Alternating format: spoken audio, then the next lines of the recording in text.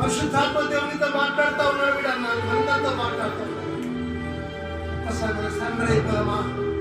యేసయ్యా, మాకెవరు దిక్కు లేరు ప్రభువా, మా దిక్కు నీవే ప్రభువా. మాకంటూ ఎవరు లేరు, మాకు సహాయం చేయవాడవు నీవు తండ్రి. మా కష్టాల్లో, మా బాధల్లో, మా ఇరుకుల్లో, మా ఇబ్బందుల్లో